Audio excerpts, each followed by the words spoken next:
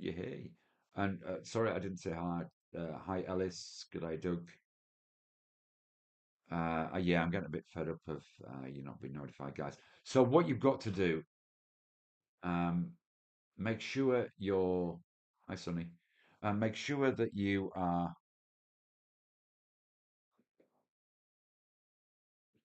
Let me get off that. Make sure that you are pressing the notifications. Sorry, make sure that first of all you subscribe to the channel. So you should see, um, if you're watching this live, you should see a little button that says subscribe. If you haven't pushed that, then push that. Then what that should do is it should put some notifications on your phone, providing your phone's linked to the YouTube account, to your YouTube account.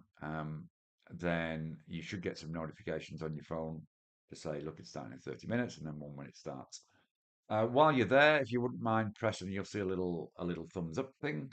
If you wouldn't mind giving that a press, that always not only impresses the bosses, but also is good for the YouTube algorithm, meaning that you're more likely to see it come up on a YouTube stream if you open YouTube. Um, so the timings aren't changing. So if you just remember to pop onto YouTube just before 8 o'clock on a Wednesday and before 12:30 on a Monday and Thursday, you should see me either doing live updates or you should see me doing the inner circle. In between times, I'm doing a few static videos, a commodity or FX chart of the day, usually on Tuesdays and Fridays.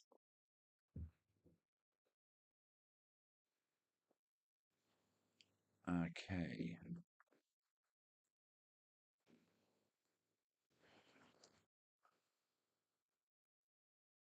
Oh, is there a problem with the audio? I've got audio showing here on my end. Is there an audio your end? And switch it on again. Let me just check the settings on this just to make sure it's the right microphone. Yep, all's good. Just try applying that. These streaming services are ordinary. Right, try that. See if that pops up. Just a bit soft, but you can hear me okay, yeah? Just bring that a bit closer. How's that now?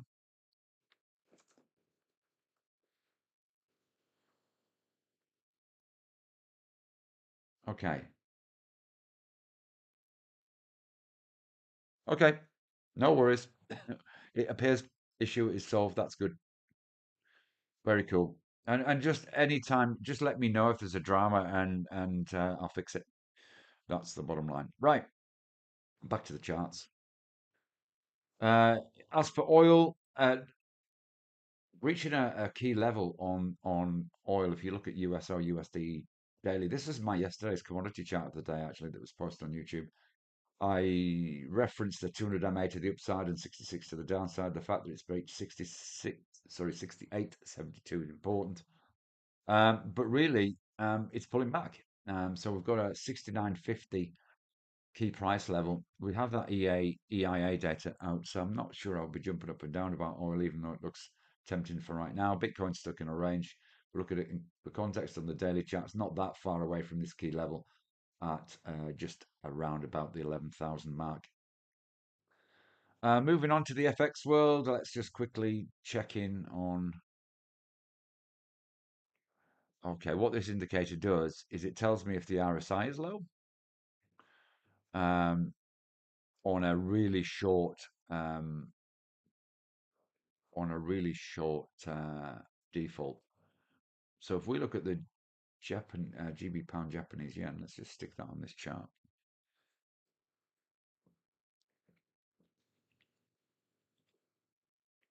This is on the 1 minute. This is exactly what we're trying to pick up. So if we pop the RSI on here,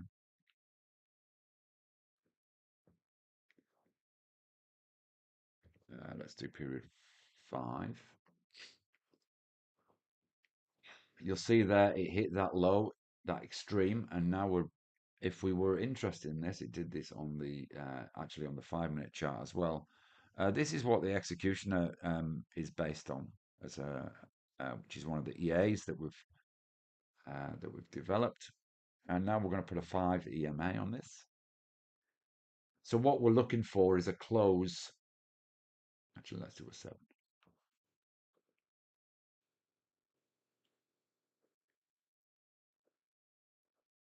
We're looking for a close above the 7 EMA. Okay, if it happens, it sort of confirms the reversal. At this stage, it doesn't look like reversing at all. So we wouldn't be in this. We want the price to move up to here, close above here, and then that would be a signal of a potential reversal. So that's the trading idea. It's looking at the extremes of RSI and then looking to pick the reversal. It was only short-lived here. Let me just and the reverse is the case, of course, if it goes above. Let me just reset these actually.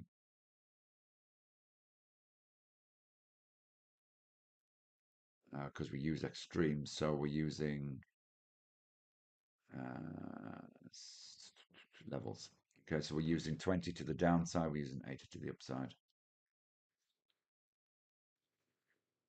There we go. Okay, so you can see here, if we'd followed those rules, did it touch 80? It did touch 80. So if we followed those rules, as soon as this bar had crossed the 20, would be in that, and would have taken advantage of that move. Potentially taking advantage of this move as well, although it wasn't compelling until this point. Look at the last time it was low. There's the low. We've probably got stopped out on that one. There's the high, pretty neutral on that one. That's going nowhere, that one. So a couple more filters needed. Was that below 20? Yes, it was. So that would have been a nice trade to the upside there. So that's the idea behind that indicator, just FYI. Not where I was going on with that, but because I've been sloppy enough to leave it on, I thought I might as well talk about it. So here's the US yen. Um, so there's the US strength, but there's a bit of disparity on this because you can see the daily chart is now looking weak. It's trading towards the low of the session. You can see the last 2 4-hourly bars have been to the downside. So I would say this is actually a potential trade opportunity. Watch for 140.49. It's actually not a bad technical chart. It's just that there's not a massive amount of pips in it. Maybe 25 pips in that. If we look at the euro yen, you can see there. Let's just get rid of that indicator. We've almost got what looks like on the minute chart, what looks like a head and shoulders pattern. We're not really interested in trading the minute chart. But really, outside of the very short time frames, we're sort of stuck mid-range. So the euro USD isn't appealing. Be interesting to see what the euro yen is doing um, in light of those two last charts we looked at. Yeah, again, another one that looks as though it's tipped over. That'd be the level I'd be keeping an eye on. 170, 173. Potential move down to. That's actually a slightly better chart. I like that better. But again, it's scraping 23 pips. The Euro Aussie. Obviously the RBA shocked everybody yesterday by um, cutting rates. We are seeing a potential line in the sand of interest here. You can see there's that candle there that shot the Aussie up. 179.13. Nah,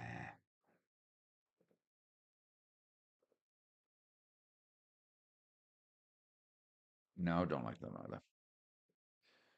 And let's check out the GB pound Aussie.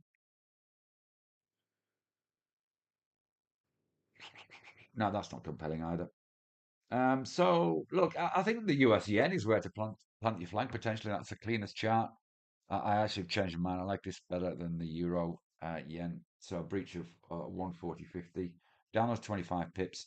Take half profit at that stage. If it shows any sign of bouncing up, remove it completely. But there's your full profit level down at 146. That would be my chart to have a look at.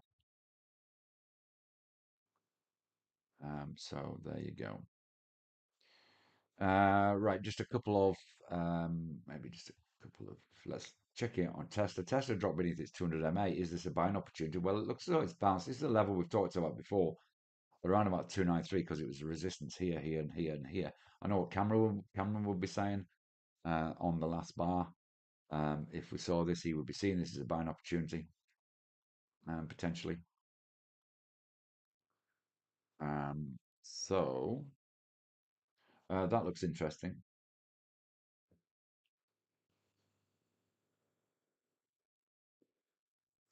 And now then, let's just see.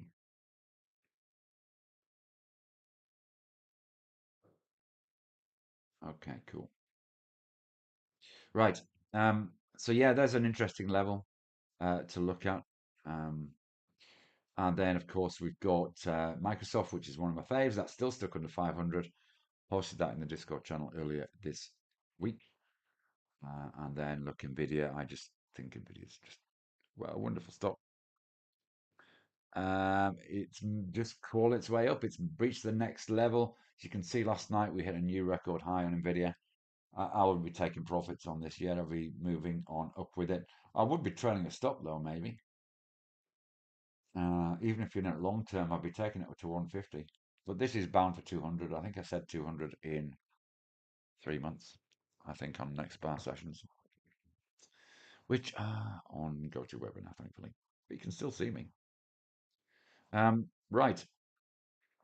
And just a couple to watch on the ASX for tomorrow. It's really difficult to call right now, not least because I haven't got the ASX on this particular account. So actually, just out of interest, just one trade open right now on this.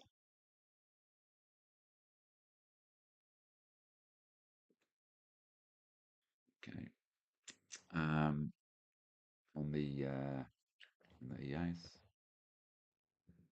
There we go. There's the account with the CFDs in. Right. Okay. So really, really shocking day for uranium stocks. Boom. Short potentially.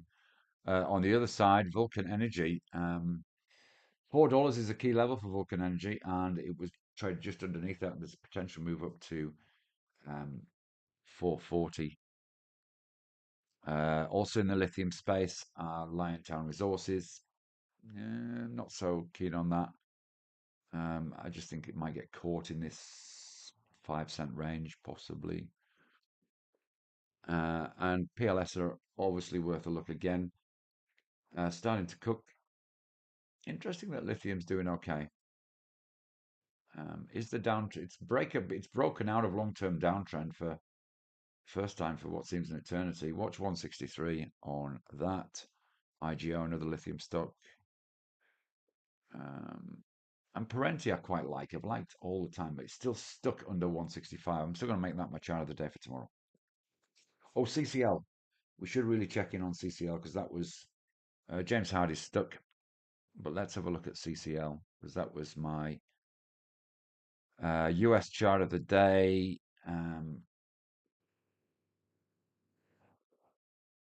Just pulled back a little bit over the last couple of days. This is a chart of the day down here, um, and just keeps on going up. But that looks as though it might have done its thing. I wouldn't be shy taking that off actually at this stage. There's a level to possibly place a stop at, technically around about 28.58. Right. Okay. There you go. Now let's get into some of charties. Let's get into the Prezzo. So we're looking at exit types. We're looking at exits generally, of course. Um, I just want to make sure that I'm positioned okay on the old screen there. Yeah, see the point. Okay, so there are various types of exits: fixed or predefined exits, which you stop loss, you take profit; time-based exits, which are really around events; bar-based exits, which are X number of bars. That's often based on time, often related to sessions as well. And then I guess you could say position scaling out is a predefined point as well. usually a distance up to a take profit, for example. But we'll come back to scaling out at a future stage in this presentation. It's really interesting. As I said, when I was putting this together, it became like War and Peace, so I had to get really picky. Trailing exits are what we're going to focus on today, and what I thought I would do is give you a few options, a few different options.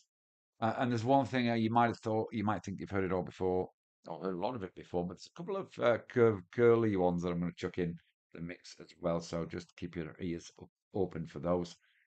Um, so the idea is that we use a dynamic signal rather than a fixed price. So stay in the trade as long as market structure is supporting it. Market structure shown by indicators. And then when the indicator says it's over, you get out. And this, I guess, would include maximum give back as a type of trailing exit that gives a dynamic signal because it uses the best price. So whatever the best price is, it'll trail it to 30 or 40% maximum give back. So that falls within that trailing exits thing. There's price action exits, so break of structure. So let's say that you um, let's pop to charts and I'll cover a signal flip as well.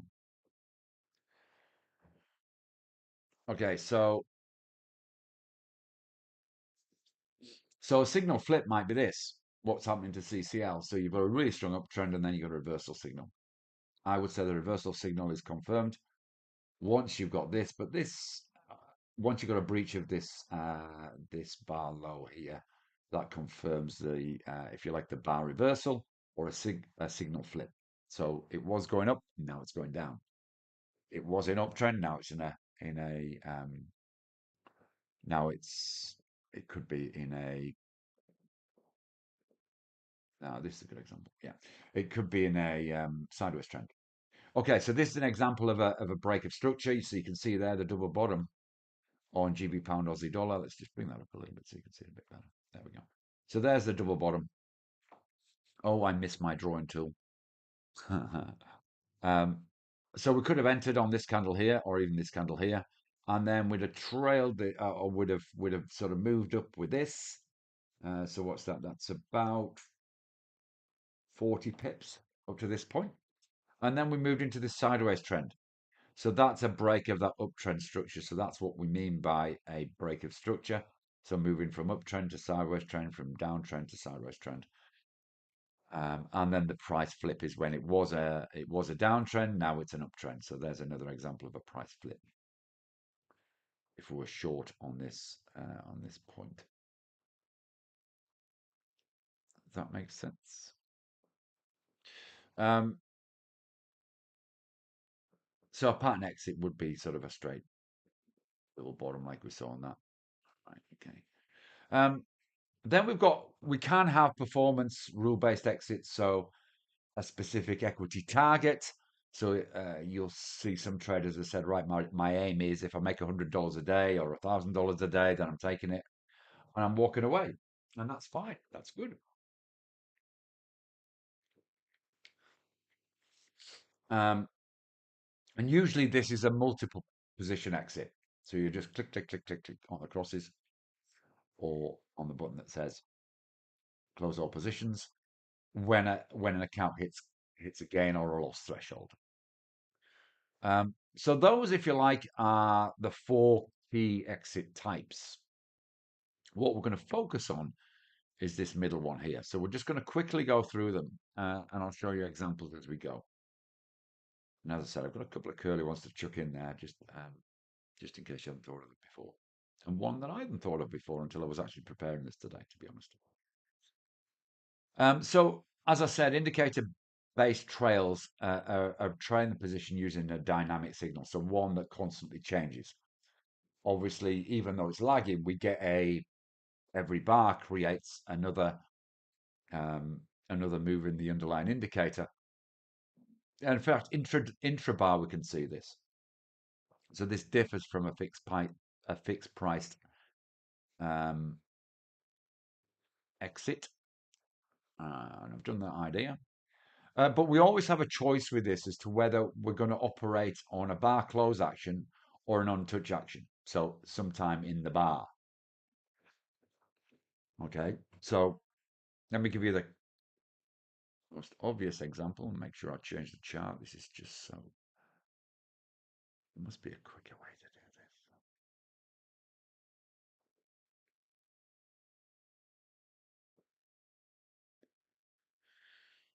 this. Okay, so um, if we were looking at a using the 20 EMA, there's the 20 EMA. And what our exit rule is, we're happy to be in this short trade until the price crosses the 20 EMA. So it's there. Or we could say we're going to use the 10 EMA. So we enter on this candle and we trade this down. And there's the close through the 20 EMA. So that's the bar close through it, and it will close at the end of that bar. Is it through it? Yes, it is. Tick. Oh, that's us out. However, you'll notice this stray little wick here, which has gone above the 10 EMA. Just prove it is the 10 EMA. So if we were operating on touch, then that would actually take us out there. And it's the same whether you're using an RSI. So this RSI is based on this. If we put a MACD on, it'd be based on this. It'd be based on what's happening in this candle with 25 minutes to run. One, two. So we've only had one candle in this 30-minute bar. There we go. We're on to the second now. So, but let's say it's not a very good example though, is it? Okay, so just let's say that if we went short here and we had our exit was three consecutive up bars, but it was on touch. The fact that that's above the previous exit would mean we'd be out. So all of these can be on touch um, or on close. Now, if you have something sitting in the system, then it's automatically going to get triggered. So what you've got to remember here that these indicators are things that we're operating either on a completely discretionary basis, i.e., they can't sit on the system apart from your two fixed take profit stop loss and your system trail, which isn't very good, but is something.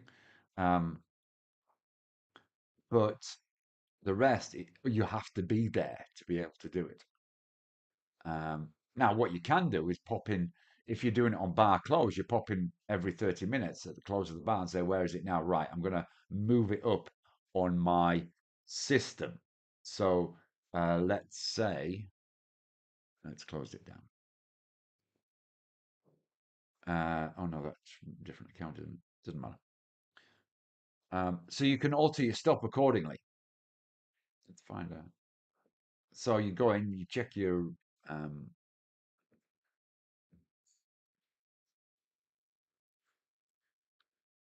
okay, so we go in, we check this. You can see the stop's actually in there already. That's interesting. It's a Bollinger bounce. Okay. And it's going short.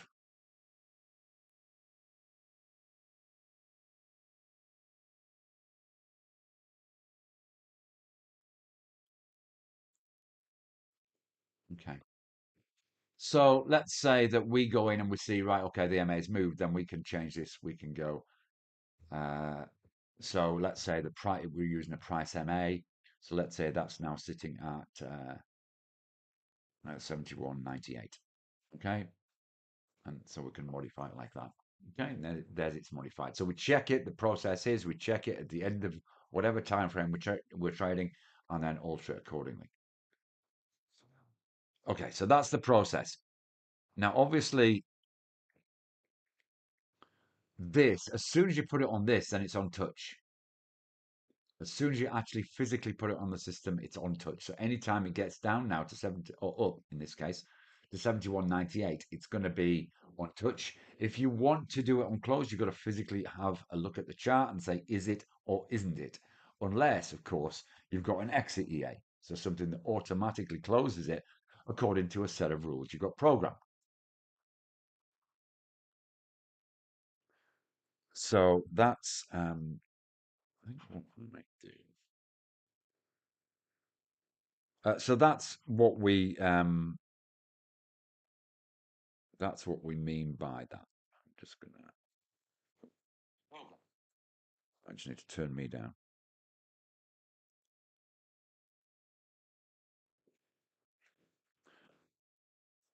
Okay, so back to the present.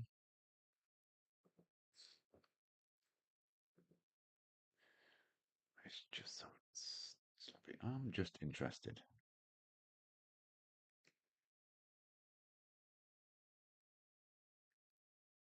No, there's no way shortcut to that. I might do some research on that. Okay, if you're going to use bar close, then it's really important that you legislate for a catastrophic candle. What do I mean by a catastrophic candle? Well, this would be a catastrophic candle. Bimbling along, normal ATR on this is around about 16.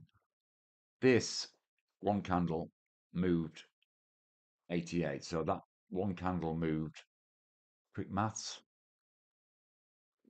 nearly 5 ATR, okay, on that one candle. So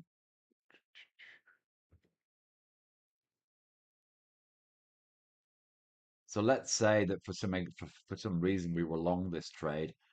If we were operating on bar close only, we'd be out here.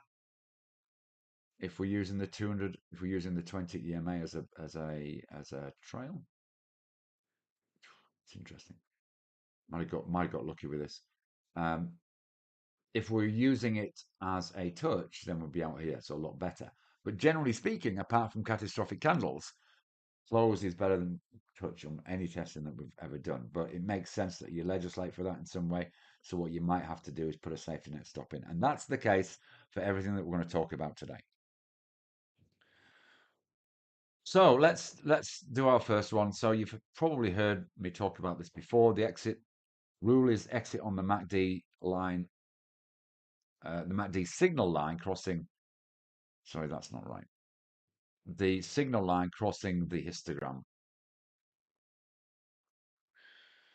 Okay, that's sorry, I don't know what I was doing there. In terms of so let's just put that on here. Let's get rid of that now. So put it in MT5 language. So this is how we'd articulate that.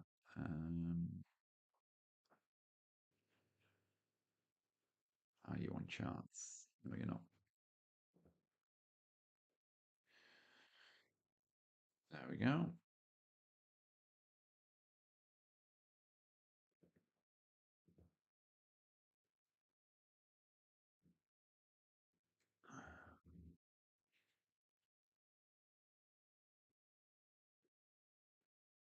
Perfect.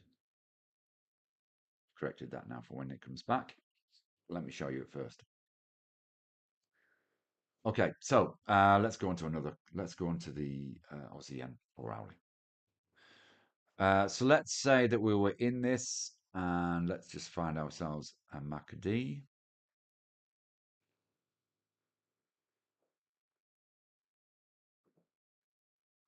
So we'll stick to the. I'll just put 10, 20. You should really match your EMAs. You should really match your MAs according to this, but you can see I've been playing with this. Let's just do that. Okay, so we're setting them to 10, 20, and 8 as the SMA, the signal line. Okay, so there's a signal line, which is a moving average of the histogram. So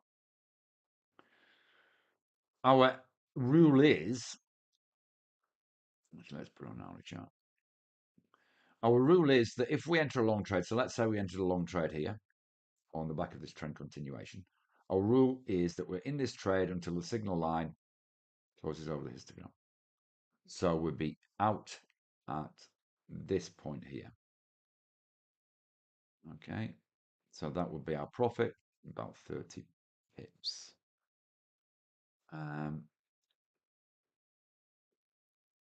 Sometimes you get a bit. So let's say we entered this, or okay, so at this point, let's say we entered this reversal here and got in on this candle using our level. So there is the point at which it was over. So we're picking up 21 pips on that. Okay, so that's the rule. Does that make sense?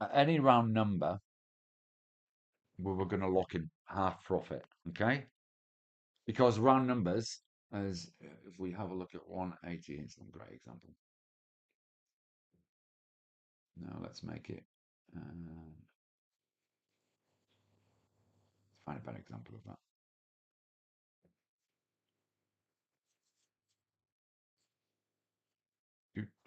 Okay, let's say we're in this trade here. Okay, so we're in this trade here at 171.38. And let's say we just decided that that 30 pips was our standard before we'd a take profit. Okay, so we're in at this. Let's say we're in on this breakout here. It's not been none of those exits have been triggered. Actually, let's do this one here.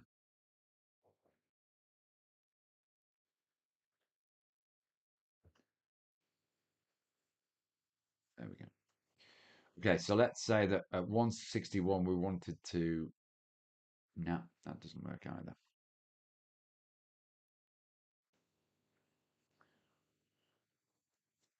I'm trying to find a good example for you. Ah, okay, this is better. It's always the way when you're trying to find a specific example to illustrate a point, it just plays hard to get. Okay, so let's say we entered on this candle here. So we're entering at this point here. So 172.04. And let's say we're looking for 25 pips. We take half profit. So that would be 171.80. About there-ish. Okay, so at this point, we're going to take half profit. Okay. But we want to let the rest run. Now, we could either just have a profit target somewhere down here, possibly, or we could just use use the parabolic SAR as we could. So we close half here, and then when it's going to flick over, when it flicks over, so when it goes below the price level, we just close out the other half. So if we'd done it here, let's say we got in on this reversal. Let's say we had a 20 pip thing, so we got on this reversal here, possibly on that candle there. We said, right, okay, um, we're going to take half profits here. That's 20 pips up from our entry. And then as soon as it goes above, we're going to close the rest out. So we'll close the rest out there.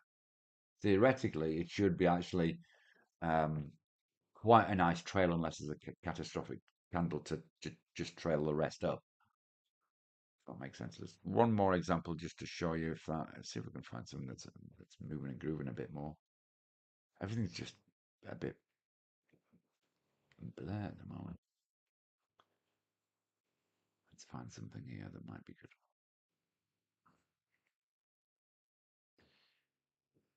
Okay, let's try this one. Okay, so let's try this one. So we're entering on this here. Okay, so let's do a 20 pip partial close, which will be at 117.63. And then we wait until, so we'll close half down at this point, and then our other half is closed when that parabolic SAR flicks above. Does that make sense? So we've locked in a 20 pips profit here, and we've locked in an extra. So just a little deviation from the norm, just if you're already doing this or looking at this, so that's another 10 points, another 10 pips, 12 pips locked in. If you want some way to sort of what to do after partial closing, that's one way you can do it.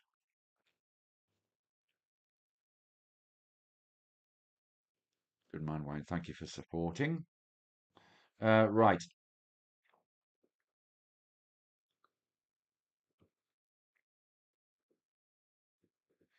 Whoops. There we go. Okay, RSI exit trigger. Here's another one that you may or may not come across, and it's not. It's possibly not what you think. So here's the exit rule. What tends to happen if people are going to use RSI for exit? What they would do is they would tend to say, right, okay, it's in an overbought situation with this long trade. That's it. I'm out. However, Commonly, we see the RSI continuing to move up. But what we can subsequently do is when it falls back beneath an overbought threshold, that's a sign that it's now stopped. So let me show you what that means. Let's find a good trend. Let's have a look at. I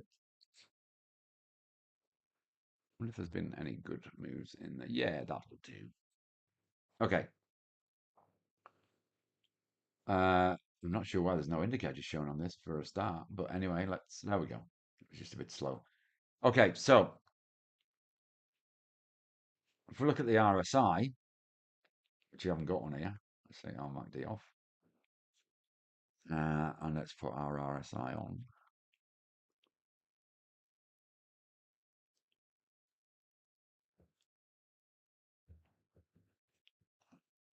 Oh, we'll stick it back to 3070.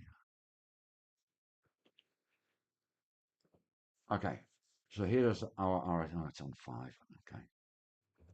Pulls. Um, so let's do our standard 14, yeah? Okay, so here's our standard 14 RSI. So if we take that off, it's actually a really good example, I think. Let's close this down. Yeah. Okay. Why do you do that? Right. We're rocking and rolling with this hourly trend on the, which lasted days on the yen. So let's say we decided this is trend continuation. Let's just take it back a bit. This is an astounding move. Anyway, astounding moves are good to show something. Okay, so let's say that was our level. You can see at that stage the RSI is over 70. That doesn't work out. Okay, let's go to the next one, and then it stops being tremendous. Let's just find something that might work. Yeah, okay. So the RSI at this point, which is another trend continuation entry, is 64. So that's below 70. But if you were to get out at 70, it would be the next bar. Okay. So what you do is you ride it up, you ride it up, you ride it up, you ride it up. And then when it drops beneath 70, which is this point here, then you're out. Does that make sense? So you're not getting out just because the RSI is at 70. You're getting out because the RSI has been up here. It's continued to move up and gone down here. Now, there's one other little trick which I want to show you. The same would work in reverse, of course, if we were to enter a short trade. Not quite as spectacular. Okay, so we're entering this short trade on this candle here. So in this case, what we're looking for is a move below 30. So our exit isn't.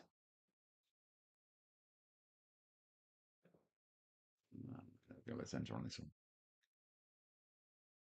Actually, on this one. So here's our breach. So we're entering on this candle here. At this stage, it's above 30. So our exit isn't here because it's dropped below 30. Our exit is here when it moves back above. There. Does that make sense? So that is, you can't see the chart. Why can't you see the?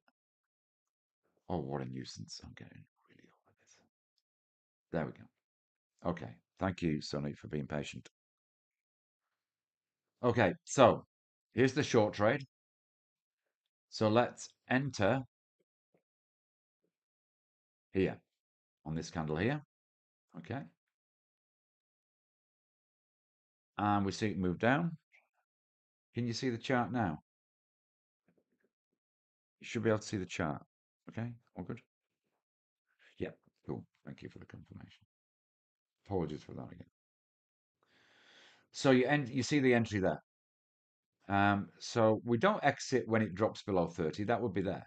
What we do is we exit when it's finished dropping below 30 and moves back up. So we'll be out in this point here.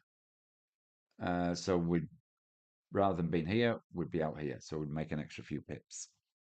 Cool. Ah, okay. Sonia, right. Okay. It's all clear now. Right. So you'll see that's how that is a better exit. Um, Now there's one more trick I'm going to show you, just to show you the long one as well. So with the long one, we entered on this one here, or we can enter on this one here. No, we can't. Let's enter on this one here. Okay. So if we were in it here, we wouldn't exit here, we'd exit here. If we're in this one here, we wouldn't exit here or here or here or here or here or here, we'd exit there. Okay, if we're in the next one, which would be, this is a great trend continuation sequence.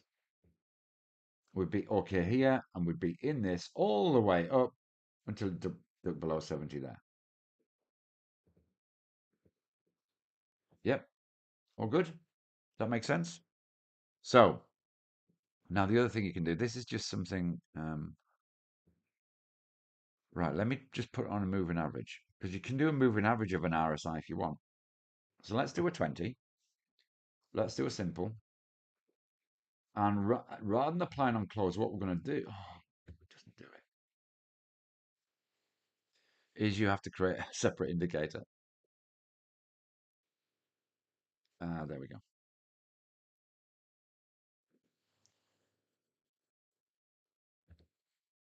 Perfect. Okay, so what you do, I'll do that again slowly, slowly. Okay, um, just to show you. Right, so what you do is rather than dragging it into the chart area, you get your moving average and you drag it into the RSI area. Okay, we're going to make it a 20 and we'll make an exponential, and we'll, rather than do it on close, we're going to do it on previous indicators data, provided, of course, the previous one was the RSI that we've just opened. Does that make sense? So there we go. So what we can do then is we can use a moving average of the RSI to say, right, okay, it's changed. And that might just get us out a couple earlier. Um, it's not very clear. It makes it a bit clearer if you do this. There we go. So in this case, it would have got us out here rather than here. In this case, it would have actually got us out from this point here. So you're looking for the RSI crossing the moving average, which would have been worth actually in this case. It had several crosses. That's interesting, isn't it? Let me just do the sensitivity. So this is one of those curly ones I threw at you to have a look at. Let's do the 50 and let's make it simple. So you'll have to play around with these settings a little bit. Yeah, I think the 50 is way too above. Let's do, I think 14 makes sense, to be honest. I think exponential makes sense, to be honest. So I'd stick with that. So yes, better outcome here. Otherwise, so we'll be out here rather than here. Worse outcome here because we'll be out here. Only a couple of pips out here. If we look at it the other direction.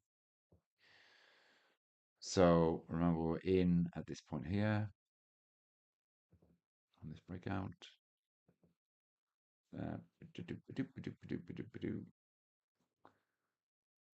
So be in all the way, probably out at the same stage, actually. I'm not sure. It's a nice thing to play with, possibly. So RSI cross of its own moving average. Moving average orientated exits. Not going to spend a lot of time on that because we've already covered that. Apart from one thing, a moving average cross versus different moving average periods. So you can do a 10 and a 20, and when they cross back over, massively lagging. Don't use it, it's too slow. Interesting EMA and SMA cross on the same period. You'll have seen me do this. We've done an EA around this. It's really cool. So let's just alter this to a 10. Ah, that's not what I meant to do. So we've got a 10 simple and a 10 exponential. Okay. So the simple is the blue one, the exponential is the yellow one. So let's say when it crosses, we're in. So we're in on this one, and when it crosses back, we're out. So we're out on this one. How good is that? It crosses here, so we're in on this one. It crosses back, so we're out on this one. How good is that? It crosses over here, so we're in on this one. It crosses out here, so we're out on that one. Probably that one. So we don't make any money out of that one. And of course, it crosses on this one, and then it crosses back on this one, so we make that much. So that's a rather dandy thing if you have not tried that before. And as I said, we've got a really good EA on that, which is producing some great results on backtest. Price EMA, we've talked about, and we've talked about previously as well. If we are, if we do get a rapid move in price, then did I do it again? No, that's okay. You saw that.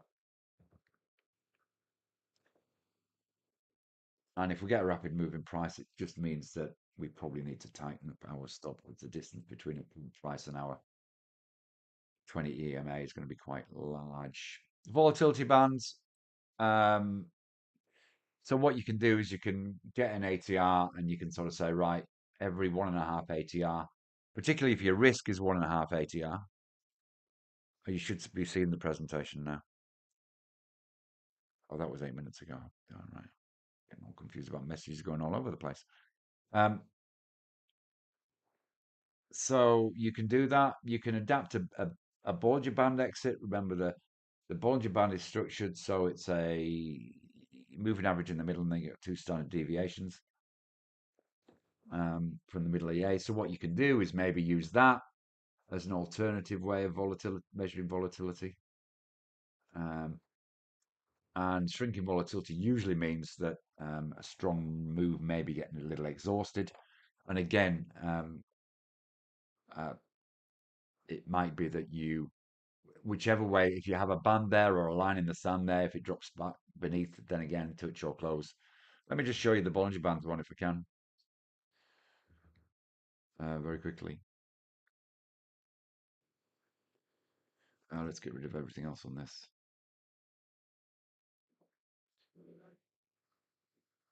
Let's take it back to when it was exciting. There we go. Okay, so if we look at Bollinger Bands, wherever you are.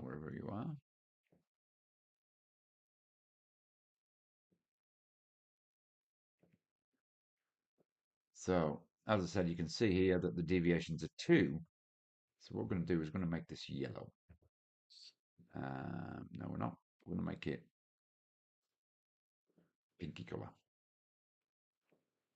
Okay, so there's the middle band, the outer band, and the one in between. Okay, so we're going to bring that a bit closer and take it back. Oh, scroll off. There we go. What I might do actually is just take out the MAs out of the way.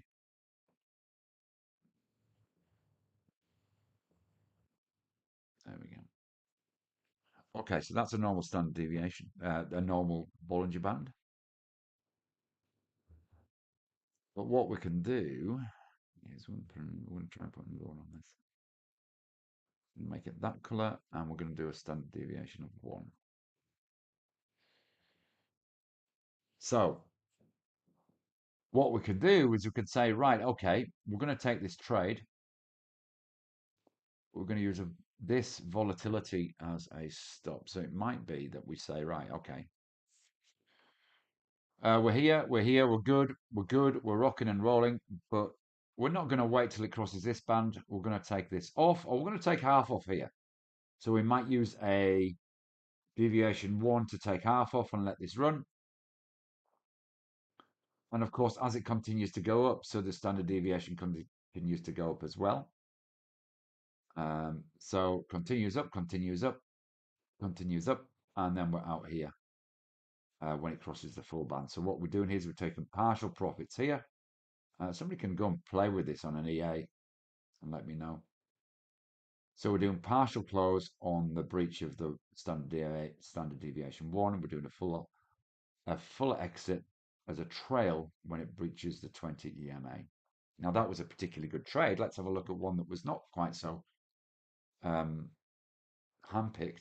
for want of a better term. So we're looking short here. So what we're looking for is this band here. So we might get a partial close at that point, and the rest runs then up until this point here. Does that make sense? So that's a way of trailing a stop using volatility as a measure, because that's what it's measuring essentially. Or your ATR stops would be your ATR is 91. So you just, let's say this was your entry, that place there. So you just place a line 91 up from that, which would be about 380 something. No, wouldn't be, it'd be 350 something. Be about there, and then you price another one, another 91 up from that. Again, you can get an indicator to draw this if you want. UAI to EA, guys, you can create me an indicator that puts on multiple ATR lines. How good would that be? And then there. So let's say we put 5 on, and every time so this is our entry here. So yeah, this is our entry on this point here. So this is 1 ATR, 2 ATR, 3 ATR, 4 ATR. So what we do is every time it moves up to the next ATR level, then we trail our stop to there. So once it moves up to ATR 2, we'll trail our stop to a close beneath that. 3, and there we'd be out on that one. Okay, but bear in mind, of course, we'd be back in here and we'd recalculate the ATR accordingly. So it might be sort of here and here. That'd be a really easy indicator to get your AI. So you guys on that course, get busy, create me a 5-level ATR. Let's make them different colors as well, shall we? How would that be? Can you do that? Anyway, there we go. So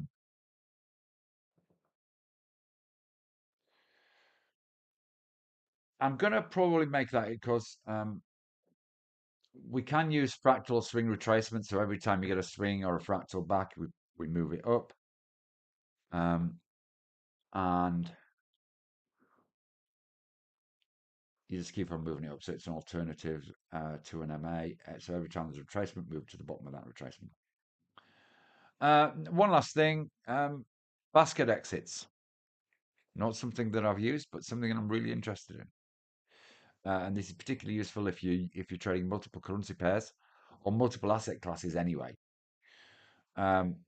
So because if we look at this, we look at these three, we're held in long positions in Euro USD, GB Pound USD, Aussie USD. We're all playing and these are all long positions, and then we've got a short, let's say in USD yen.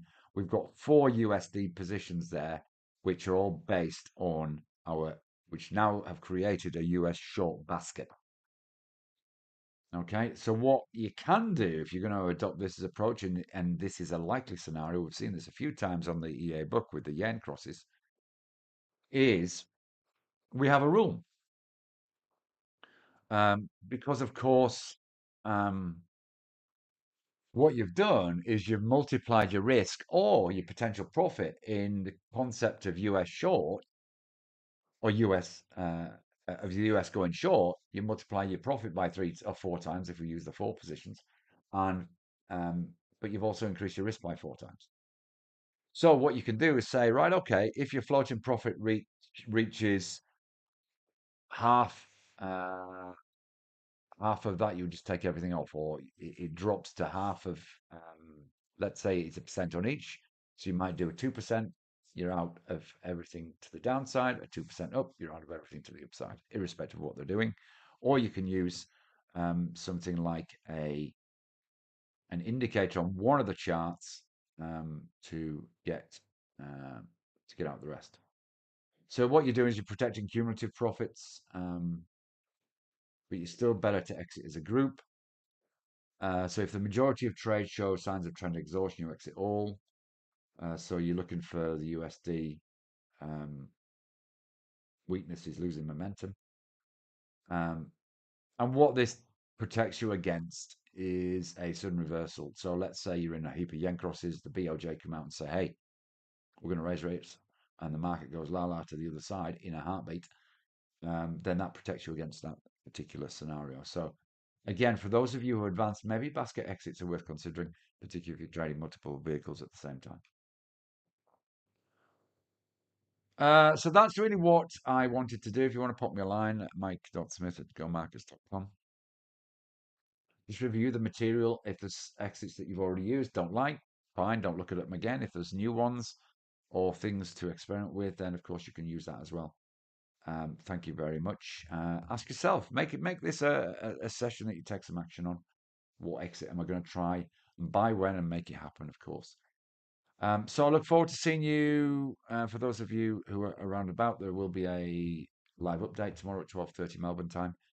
Um, be about 20, 25 minutes long. So if you're around about at that time, it'd be great to see you here. Don't forget to subscribe by pressing that subscribe button. And also, if you can just click on that thumbs up thing, it would be wonderful if you could do that. Either way, thank you for being here. Thank you for being such a wonderful group of people that have managed to uh, make your way across to YouTube and go to webinar. I'll see you again. Bye bye for now.